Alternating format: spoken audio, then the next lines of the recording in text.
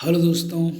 तो आज जो है भूकंप के बारे में चर्चा करने वाले हैं, जो कि अभी एक दिन पहले नेपाल में भूकंप आया था और उसका जो है जो असर पड़ा था भारत की राजधानी और इधर उत्तर प्रदेश, हिमाचल प्रदेश, उत्तराखंड और उत्तर प्रदेश के कुछ भागों में भूकंप का हल्के झटके महसूस किए गए, जबकि इसका सबसे बड़ा तीव्रता का केंद्र जो रहा वो नेपाल रहा। तो आप देख रहे होंगे चित्र में भी इस तरह से जो है इसका जो केंद्र दिखाया गया है वो नेपाल में ही दिखाया गया है। तो भूकंप के क्यों आते हैं, भूकंप के जो है हानियाँ क्या क्या होती हैं, इसको कैसे मापा जाता है, इन सभी के बारे में हम आगे देखने वाले हैं। तो इसको आगे देखते हैं। तो इसमें आप देख पा रहे होंगे कि जैसा बताया गया है कि इसमें जो है ये जो है ये नेपाल में था और इधर दिल्ली दिखाई गई है, आप समझ पा रहे होंगे। तो आगे हम लोग देखते हैं इसमें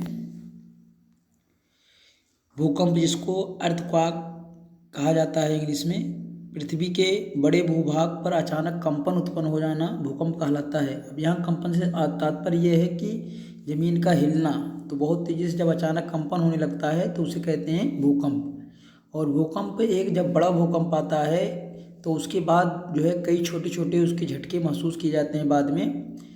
तो बाद वाले झटके इतने जो है हानिप्रद नहीं होते हैं, जबकि जो पहला झटका आता है वो ज़्यादा पावरफुल होता है। तो भूकंप की उत्पत्ति का केंद्र जो होता है उसे फोकस कहा जाता है, और यह सर्वप्रथम लंबवत रूप से जमीन की ऊपरी सतह पर जहाँ सबसे पहले पहुँचता है उसे भूकंप का एपिसेंटर कहते हैं। तो इसको चलिए देखते हैं चित्र के माध्यम से, जैसा कि अच्छे से समझ में आएगा यहाँ से। तो जैसा कि मान लीजिए कि यहाँ जो है भूकंप उत्पन्न हो रहा है तो इसे कहा जाता है फोकस, और ये सबसे पहले यहाँ जब पहुँचता है ऊपर तो इसी को कहा जाता है एपिसेंटर, जहाँ सबसे पहले ऊपर पहुँचता है। और जिस स्थान पर यह सबसे पहले पहुँचता है उसी के नाम पर उसका नामकरण किया जाता है।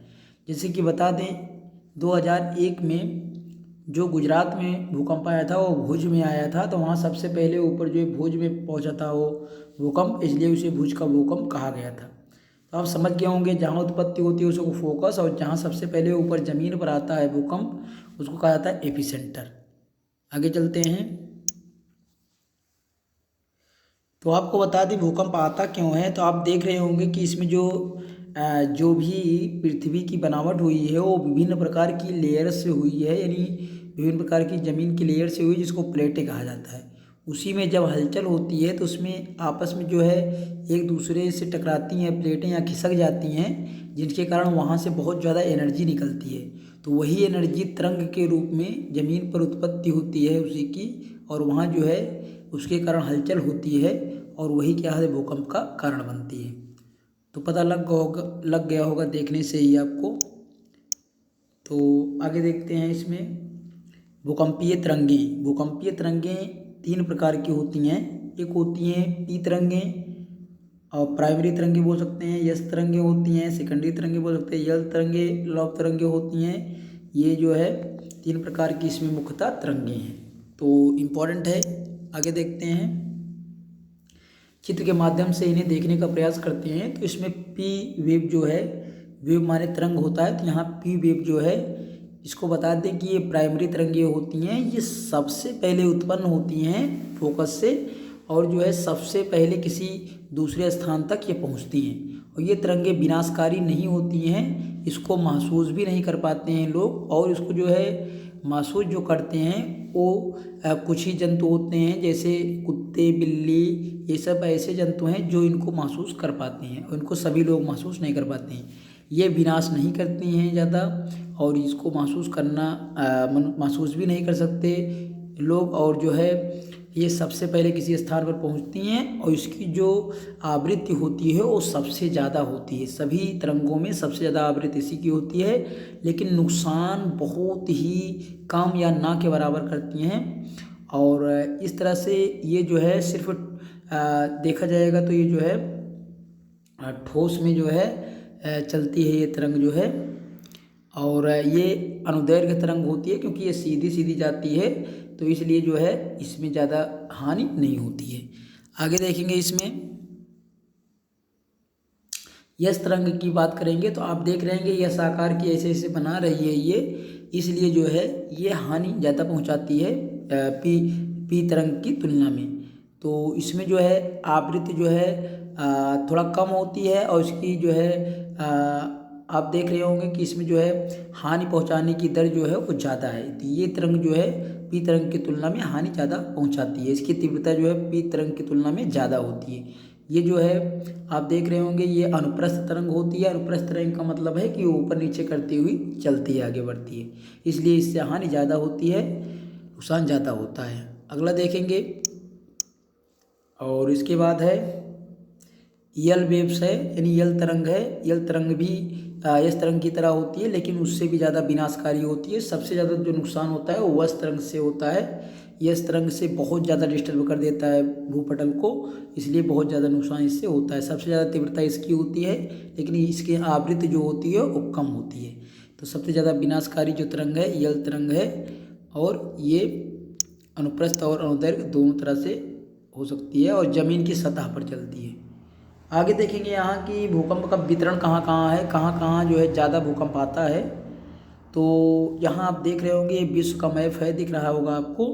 तो यहाँ आपको बता दें कि ये है जो है दक्षिणी अमेरिका है, ये उत्तरी अमेरिका है, और ये जो है ऑस्ट्रेलिया आपको दिख रहा होगा। ये प्यारा भारत है हमारा जो है यहाँ दिख रहा है, और इस तरह से अफ्रीका ये दिख रहा है। ये आपको एशिया और यूरोप महाद्वीप दिख रहा है। तो यहाँ से देखेंगे ये है पैसिफिक प्लेट जो है, यानी प्रशांत महासागर के अंदर है। आप प्रशांत महासागर के चारों तरफ किनारों पर देखेंगे यहाँ ऐसे ऐसे ऐसे ऐसे, तो देख रहे हैं आप ये लाल लाल कलर के जो भी दिख रहे हैं, यहाँ बहुत ही ज़्यादा, यहाँ आप देख रहे हैं प्रशांत महासागर में बहुत ही ज़्यादा जो है भूकंप आने के चांस रहते हैं, ये दिखाया गया है। और यहाँ आपको बता दें जो भी दक्षिण अमेरिका या उत्तरी अमेरिका के जो पर्वतीय क्षेत्र हैं, इंडीज और ये सब जो पर्वत हैं, यहाँ भी बहुत ज़्यादा आने का चांस रहता है। और भारत के जो उत्तरी छोर पे जो हिमालयी क्षेत्र हैं और गुजरात का कुछ पार्ट है, यहाँ भी बहुत ज़्यादा भूकंप आने का चांस रहता है। आप देख रहे होंगे यहाँ पाकिस्तान अफगानिस्तान ये जो क्षेत्र है सब हिमालय का ही क्षेत्र पड़ता है, यहाँ बहुत ज़्यादा आने का चांस रहता है। अफ्रीका के कुछ स्थानों पर बहुत कम आता है। तो आप समझ गए होंगे यहाँ जो है सबसे ज़्यादा भूकंप कहाँ आता है, प्रशांत महासागर के जो है किनारे वाले पार्ट पर सबसे ज़्यादा भूकंप आने का चांस रहता है। इसके बाद यहाँ देखेंगे और जापान के आसपास जो है वही प्रशांत महासागर में स्थित है, तो वहाँ ज़्यादा आता है। भारत के विषय में देखेंगे तो भारत में जो ये लाल कलर के दिखाए गए हैं अरुणाचल प्रदेश का क्षेत्र, और इधर और देखेंगे तो जो है कुछ पार्ट है जो हिमालय के आसपास है, और यहाँ जम्मू कश्मीर के कुछ पार्ट हैं, और यहाँ आपको दिखा दें जो है ये है गुजरात का कुछ पार्ट है। तो यहाँ ज़्यादा आने के जो भूकंप चांस हैं। यहाँ अंडमान निकोबार द्वीप समूह भी थोड़ा उसके तहत रखा गया है, तो ये जो है यहाँ भूकंप आने के चांस ज़्यादा हैं, और जो है भारत में ज़्यादा भूकंप आने के चांस नहीं रहते हैं। तो इसके बारे में थोड़ा और ज़्यादा देखेंगे। भूकंपीय तरंगों का मापन, भूकंपीय तरंगों की तीव्रता जिस संवेदनशील यंत्र द्वारा मापी जाती है उसे भूकंप लेखी या सिस्मोग्राफ कहा जाता है। भूकंप की तीव्रता इंटेंसिटी जिसको कहते हैं को मर्केली स्केल द्वारा मापा जाता है, क्योंकि इसकी खोज इन्हें नहीं किया था। जबकि भूकंप का परिमाण मैग्नीट्यूड जिसको कहा जाता है रिक्टर स्केल द्वारा मापा जाता है, यानी आंकिक वैल्यू जो उसका मापा जाता है रिक्टर स्केल से मापा जाता है। रिक्टर स्केल पर 0 से 9 तक अंक संख्या होती है, और जबकि मर्केली स्केल पर 1 से 12 तक अंक होता है। रिक्टर स्केल का प्रत्येक स्तर पिछले तुलना में 10 गुना ज़्यादा तीव्रता का होता है, यानी एक के जगह पे 2 आएगा तो उससे 10 गुना विनाशकारी वो होगा। हानियाँ क्या क्या होती हैं देख लेते हैं इसे। आप देख पा रहे होंगे कि मकान जो है डिस्टर्ब हो जो है ये नष्ट होकर गिर जाते हैं, और दरारें आने लगती हैं सड़कों वगैरह में, और बहुत ज़्यादा जो है इससे इसके अंदर जो दबकर लोगों की जानें चली जाती हैं। और यहाँ देखेंगे सड़कें देख रहे हैं आप किस तरीके से इसकी जो है हाल हो गई है, और सड़कें जो है फट गई हैं और इसमें दरारें पड़ गई हैं बड़ी बड़ी। और आप देख रहे होंगे कि इससे जो विद्युत व्यवस्था है ये बाधित होती है, तार गिर जाते हैं, इसमें जो है पोल गिर जाते हैं, स्तंभ जो हैं, बहुत नुकसान होता है। और आप देख रहे होंगे बड़े बड़े डैम जो हैं पानी के वो भी गिर जाते हैं, तहस नहस हो जाते हैं। और अब आपको बता दें कि सबसे बड़ी जो यहाँ हानि होती है वो जन धन की हानि होती है। आप देख रहे हैं किस तरह से जो है ये आपको भूकंप के बाद नज़ारा दिख रहा होगा।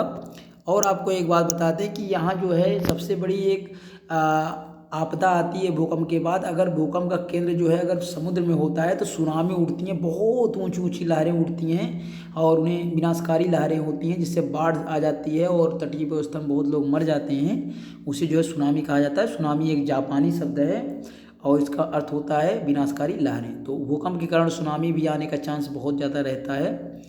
तो आप समझ सकते हैं इस तरह से। तो आशा करते हैं आपको वीडियो अच्छा लगा होगा। इस तरह देखते रहिए जिससे हम आप तक अच्छे अच्छे वीडियो पहुंचाते रहें। पसंद आया हो तो आप लोग लाइक और सब्सक्राइब